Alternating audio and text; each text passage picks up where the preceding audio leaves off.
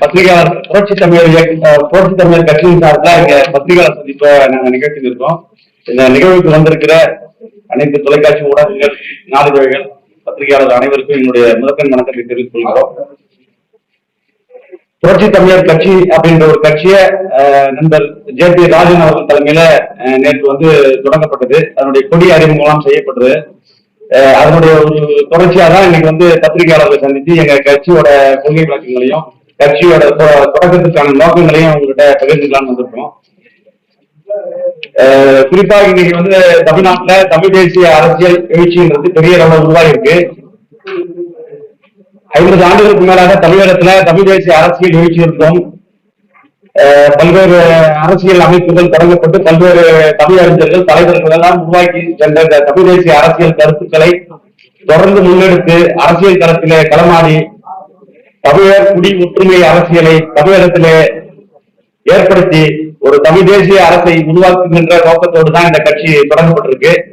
நாங்க ஏற்கனவே இந்த கட்சி தொடங்குவதற்கு நாங்கள் நாம் தமிழர் கட்சி, நடிகர் சீமான் தலைமையிலான நாம் தமிழர் கட்சியில நாங்கள் பயணிச்சிருக்கோம்.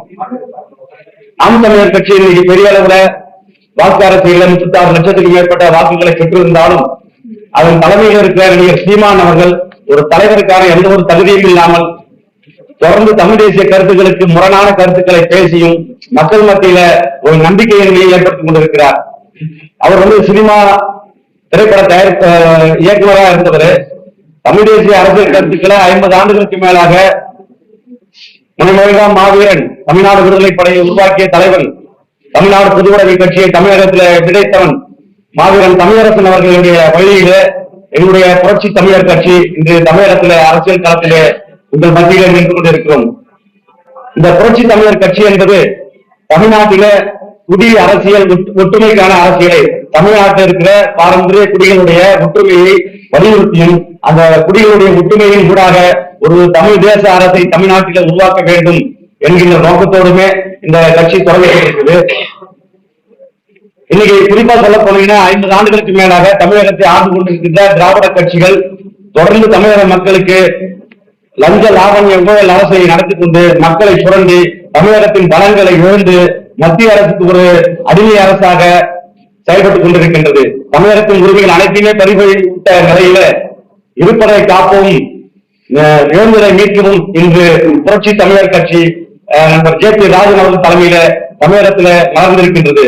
இந்த கட்சியில நாம் தமிழர் கட்சியிலிருந்து பிரிந்து வந்திருக்கின்ற மாநில மாவட்ட நிர்வாகிகள், ஆயிரக்கணக்கான தொண்டர்கள் மற்றும் தமிழ் தேசிய குழுக்களாக செயல்பட்ட பல்வேறு அமைப்புகள், இயக்கங்கள் அனைத்து ஒருங்கிணைந்துதான் இந்த புரட்சி தமிழர் கட்சியை நாங்கள் கட்டமைச்சிருக்கோம். அந்த கட்சியோட முதல் அறிமுக விழா மாநாடு வருகிற அக்டோபர் 27 மாமன்னர்கள் மருதுபாண்டியனுடைய நினைவு நாள்ல தலைநகர் சென்னையில சுமார் 1 லட்சம் தமிழ் தேசிய உணர்வாளர்களை ஒருங்கிணைத்து முறையாக அந்த கட்சியோட அறிவிப்பும் முதல் கட்ட மாநில மாநாடுமாக நடத்த இருக்கின்றோம்.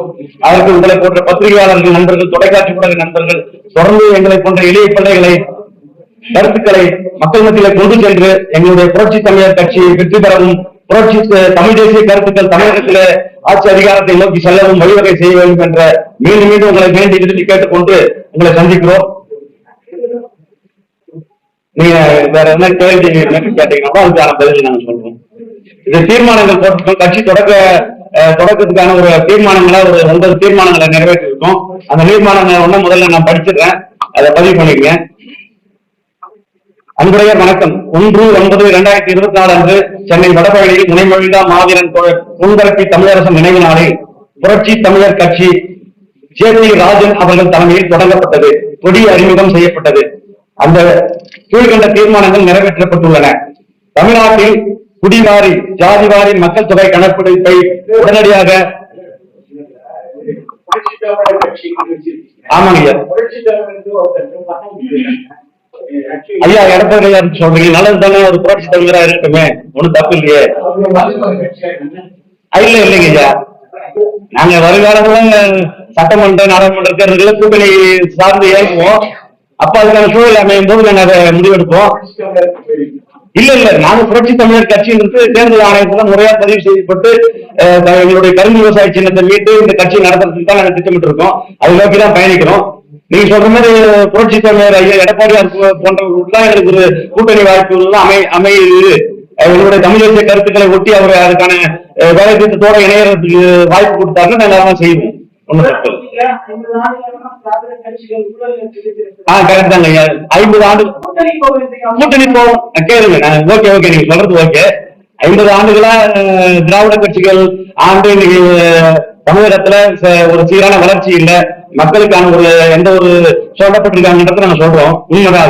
அது பல்வேறு தேசிய பிரச்சனைகள்லயும் சரி, மாநில ஜீவாதார பிரச்சனைகள்லயும் சரி, இருந்த அரசுகள் அதே திமுக அதிமுக உள்ளிட்ட 2 கட்சிகளுமே இந்த மக்களுக்கும் தமிழகத்துக்கும் துரோகம் இழைத்திருக்கின்றன. அதெல்லாம் நாங்க கொள்கை அடிப்படையில எங்க கட்சி நடக்கும்.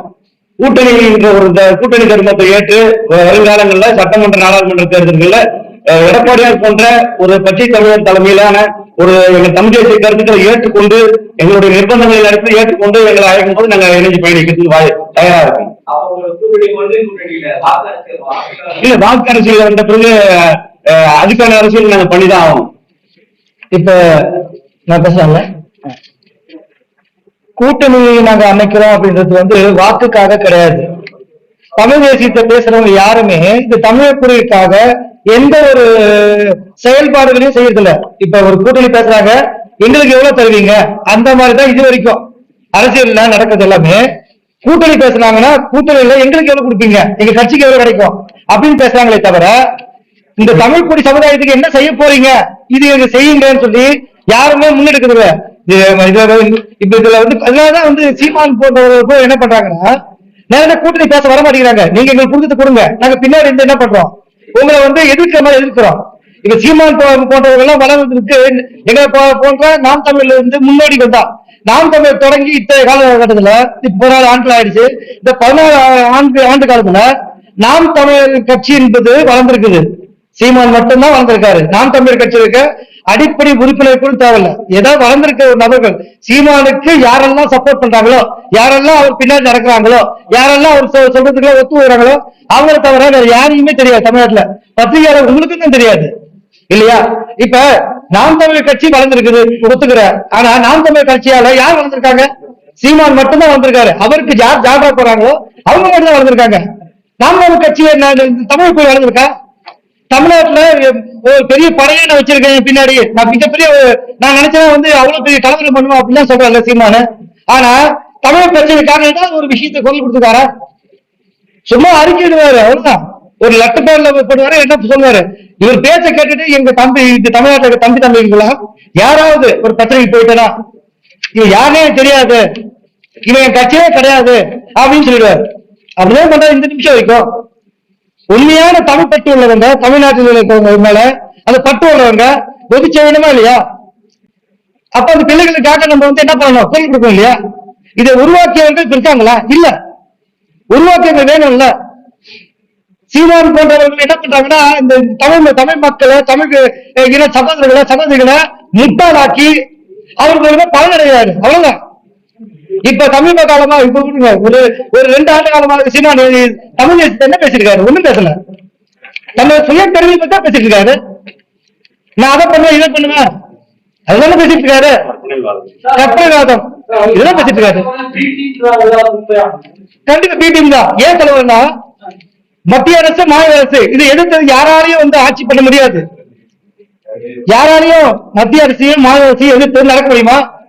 மத்திய அரசுக்கும் மாநில அரசுக்கும் இணக்கமான ஒரு நட்பு வச்சுட்டு என்ன பண்றாரு இவரு, ஆட்சி பண்றாரு. பொது வழிகள்ல மேடைகள்ல நான் திட்டுவேன். நீங்க அவரு தன்னை கட்டமைக்கிறதுக்காக தன்னை பாதுகாப்பு எல்லாரையும் அண்ணன் தம்பி தங்கச்சி அப்படின்னு சொல்லி என்ன பண்றாரு, நல்ல வார்த்தையை பயன்படுத்துறாரு. ஆனா உண்மையாக அவர் சொல் வழிப்பு நடக்கிறாரா? இல்லையே. அவர் சொல் வழிப்பு நடந்திருந்தா உண்மையான தமிழ் தேசியம் இந்த 14 ஆண்டுகள் மனது இருக்கும். அதான் உண்மை. நானு சார் நான் மாவட்ட பொறுப்புல இருந்தேன் சார். சிவகங்கை மாவட்ட பொறுப்புல இருந்தேன். நான் மாவட்ட ஒருங்கிணைப்பாளர் இருந்தேன். இது என்னன்னா நான் இப்ப 2018 வெளியே வந்தேன். இவர் செயல்பாட்டு முதல்ல இருந்து எங்களுக்கு இவரு நல்ல ஒரு பேச்சாளர் இருந்தாரு. இவரு 2009 அந்த கட்சிக்காக முன்னெடுக்கிறதுக்கு முன்னாடி வரைக்கும் நாங்க 2000 இருந்து இந்த தமிழ் தேசியத்தை பேசிட்டு சொல்லிட்டு வருவாங்க. அதுக்கப்புறமேட்டு 2009 கட்சியா இவங்க வந்து உள்ள வர ஆரம்பிக்கும் போது நாங்க என்ன பண்ணோம், நாங்கெல்லாம் இவருக்கு சப்போர்ட் பண்ணோம். ஏன்னா இவருக்கு ஒரு மீடியா போக்கஸ் இருந்துச்சு. மீடியா போக்கஸ் தான் இவருக்காக சப்போர்ட் பண்ணோம். இவருக்கு நாங்க வந்து மறைமுகமான எல்லா வேலையும் செஞ்சோம். இந்த கட்சி வளர்றதுக்கு லட்சக்கணக்கான தொண்டர்கள் இல்லை, நானும் ஒருத்தர். எங்களுக்கு தலைமை தான் தேவையில்ல, தமிழ் தேசியம் தான் தேவை, தமிழர்களுடைய ஒற்றுமை தேவை, தமிழோட வளர்ச்சி தேவை. ஆனா இவரு அதை தன்னோட சுயநலத்துக்காக பயன்படுத்திக்கிறாரு. இந்த நிமிஷம் வரைக்கும் நாம் தமிழ்ல இருக்க ஏதாவது ஒரு தொண்டனை இவர் உண்மையாவே நாம் தமிழுக்காக இதை செஞ்சிருக்காரு கேட்க சொல்லுங்க. ஒருத்தருக்கும் செய்யல, செய்யவும் மாட்டாரு. இவரு நேரடியா வாரிசு இருக்காருல்ல. ஆனா இப்ப என்ன பண்ணிட்டு இருக்காரு, அந்த கட்சியே தன்னோட வாரிசு கட்சியா பாத்துறாருல்ல. தன்னோட மகனையோ தன் மனைவியோ அந்த கட்சிக்குள்ள கொண்டு வந்தாரு. அடுத்த கட்சிக்கு என்ன பண்ணுவாரு, இவருக்கு அடுத்த தலைமையில இவங்க தான் இருப்பாங்க. ஐயா ஒரு சீமான் வந்து ஆமா அன்னைக்கு வந்து சீமான் அவர்கள் சுயமா செஞ்சுக்கிட்டு என்ன பண்ணிருக்காரு, 2009 அவர் கட்சி தொடங்கும் போது அவரோட சொத்து மதிப்பு என்ன, இப்ப அவரோட சொத்து மதிப்பு என்ன, பல கோடி ரூபாய் சொத்து மதிப்பு சேர்த்து வச்சிருக்காரு இல்லையா. ஐயா இப்ப அவர் வந்து நடிகர் சீமான் அவர்கள் வந்து தமிழ் தேசிய அரசியல் கருத்துக்களை 2009 முள்ளிவாய்க்கால் படுகொலைக்கு பிறகு ஒரு ஒரு ஒரு 6 நடிகர்கள் ஆர்ப்பாட்டத்துல ராமேஸ்வரத்துல ஒரு பேச்சு பேசுறாரு. 1 மணி நேரம் பேச்சுக்கு நடக்குதுங்க. அதுல வந்து அவர் ஒரு வசனகர்த்தா ஒரு திரைப்பட இயக்குநர்ன்றதால அவர் வந்து தர மாதிரி அழகான ஒரு எழுச்சி உரையை நடத்தணும்னா அந்த மக்கள் மத்தியில் பெரிய அளவுல போகும்போது அவருக்கான ஒரு பார்வை மீடியாக்கள் கூட இவங்களிலேயும் மக்கள் மத்தியிலும் வருதுங்க. அதை அவர் பயன்படுத்தி அதனால வரைக்கும் அவர் வந்து அனைத்து கட்சிக்குமா ஒரு பேச்சாளராக இருந்தாரு. திமுகவுக்காக பேசியிருக்காரு, காங்கிரஸுக்காக பேசியிருக்காரு, கம்யூனிஸ்டுக்காக பேசியிருக்காரு, மும்பையில போயிட்டு பிஜேபிக்காக பேசியிருக்காரு. அவர் வந்து பெய்டு அரசியல்வாதி, பணம் கொடுத்தா யாருக்கு வேணாலும் பேசியிருந்த ஒரு பேச்சாளர். அப்படி இருந்த நபர் 2009 ஏற்பட்ட அந்த சூழலை மக்கள் இளைஞர்கள் மத்தியில தமிழர்கள் மத்தியில ஏற்பட்ட அந்த எழுச்சியான ஒரு அரசியலை கைப்பற்றினாருங்க. அந்த டைம்ல அந்த கட்சியை உருவாக்கணுங்க. புதுக்கோட்டையில இறந்து போன படுகொலை செய்யப்பட்ட சுபமுத்துக்குமார், இப்ப திமுகவில் போய் இருக்கிற ராஜீவ்காந்தி, தம்பி கல்யாண சுந்தரம் போன்றவங்க எல்லாம் இணைஞ்சுதான் நாங்க அந்த கட்சியை உருவாக்கணும். இப்ப 2009 அவர் தலைவராக வச்சுல நாங்க தொடங்கல. ஒரு அமைப்பு உருவாக்கணும், தமிழர் நாம் தமிழர் இயக்கமா உருவாக்கணும். அந்த இயக்கத்துல வந்து இளைஞவர் தான் சீமான். அவருக்கு அது தொடர்ந்து ஒரு பயணிக்க தயாரா இருந்ததால அவரை முன்னிலைப்படுத்தி நாங்க அரசியல தொடங்கணும். நாம் தமிழர் கட்சி அரசியல் கட்சியா பதிவு பண்ணோம், போனோம் வந்தவங்க. அதுக்கடுத்தது அந்த கட்சியை உருவாக்க பாடுபட்ட சுபமுத்துக்குமார்லாம் படுகொலை செய்யப்பட்டார். அதை பத்தி இன்னைக்கு வரைக்கும் நாம் தமிழர் கட்சியோட சீமான் எங்கேயுமே அதுக்காக போராடுறது இல்லை. அதுக்காக இன்னைக்கு வரைக்கும் அது அந்த படுகொலை பத்தி எந்த ஒரு விசாரணை இல்லாமே இருக்குங்க. அதே இதே மாதிரி நிறைய தமிழ் தேசிய தலைவர்கள் இருக்காங்க தமிழ்நாட்டுல. அவங்க எல்லாரையும் மீறி அவர்களை அர்ப்பணிப்பு தியாகங்கள் எல்லாம் கடந்து 10 வருடம் 15 வருடம் சிறை தமிழ் தேசிய கருத்துக்களால சிறையில இருந்த போராளிகள் எல்லாம் தமிழகத்துல இருக்காங்க. அவங்க எல்லாம் தாண்டி ஒரு மீடியா வெளிச்சத்துல ஒரு சினிமா கவர்ச்சியில இன்னைக்கு சீமான் வந்து தமிழ் தேசியத்தினுடைய பெரிய ஆதர்ச புருஷன் மாதிரியும் தமிழ் தேசியமே இவர் தான் கண்டுபிடிச்ச மாதிரியும் தலைவர் பிரபாகரனே தமிழக மக்களுக்கு நான் தான் அறிமுகப்படுத்தினாரு. எப்படிப்பட்ட ஒரு இடத்தளமான பேச்சு எல்லாம் நடக்குது. அது தலைவர் பிரபாகரனை ஒரு முனியாண்டி விலாஸ் ஓனர் போல ஒரு பேட்டி அளிக்கிறார். ஒரு ஊடகங்கள்ல பேசும்போது எவ்வளவு பெரிய மாபெரும் ஒரு மக்கள் இயக்கத்தை தலைவரை எனக்கு அதை போட்டாரு, நான் ஆணுகறி சாப்பிட்டேன், நான் பூனகறி சாப்பிட்டேன்னு வந்து பொய் பித்தலாட்டம் சுத்தமான ஒரு பொய்யான ஒரு வார்த்தைகளை பேசி அந்த குறிப்பா இந்த 2009 பிறகு ஏற்பட்ட இந்த எழுச்சியில இந்த புதுதான் வருகிற தமிழ் தேசிய அரசியல் கருத்துக்கு பயணிக்க வருகிற இளைஞர்களை ஏமாற்றி மூளைச்செலவு செய்து ஒரு ஒரு அவங்க எதுவுமே கேள்வி ஒரு ரசிக மனப்பான்மையோட ஒரு கட்சியை உருவாக்கி இருக்காருங்க. நீங்க 36 லட்சம் ஓட்டு இருக்குன்னா அது நாம தமிழ் தேசியத்துக்காக போட்ட ஓட்டு, சீமானுக்கு போட்ட ஓட்டு இல்லைங்க. தமிழ் தேசிய கட்சி நாளைக்கு எங்க கட்சியே வந்து நாளைக்கு வருகிற தேர்தல் நாங்க போகும்போது பல லட்சம் ஓட்டுகளை எங்களால வாங்க முடியும். போன எங்களுக்கு அதை நோக்கி சரி ஆமா சார் அவங்க ஊர்ல இல்ல சார் அது நிறைய ஆதாரங்கள்லாம் டாக்குமெண்டோட கேக்குறீங்க. அவருக்கு ஐயா சொல்லுங்க ஐயா. இப்ப கையில அதுக்கான இருக்கு அரங்கூர்ல இப்ப அவங்க சொந்த மாவட்டம் சிவகங்கை மாவட்டத்திலயோ ஊட்டி கொடைக்கானல்லையோ இன்னும் தமிழகத்தின் பல்வேறு பகுதிகளிலயோ அவர் சொத்து பத்துகள் அவர் வந்து அவர் பேர்லயும் அவங்க மனைவி பேர்லயும் பெரிய அளவுல உலக தமிழர் மக்கள் மத்தியிலிருந்து வர்ற அந்த திரள்நதி மூலமா தன்னை சுகபோகவாசியா தான் வாழ்ந்து இருக்காருங்க. அது அந்த கட்சியில் இருக்கிற மாநில நிர்வாகிகள் ஆகட்டும், அந்த கட்சியில் இருக்கிற முன்னணி சக்திகள் அனைவருக்குமே இது தெரியும், எல்லாருக்கும் தெரியும். நிறைய ஊடகங்கள்ல இது செய்திகளா வந்திருக்கு.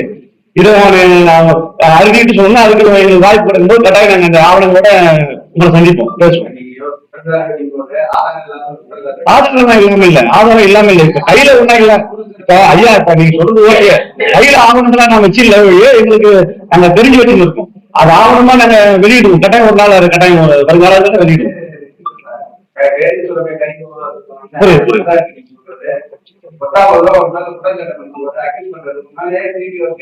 தாராளமா போட சொல்லுங்க.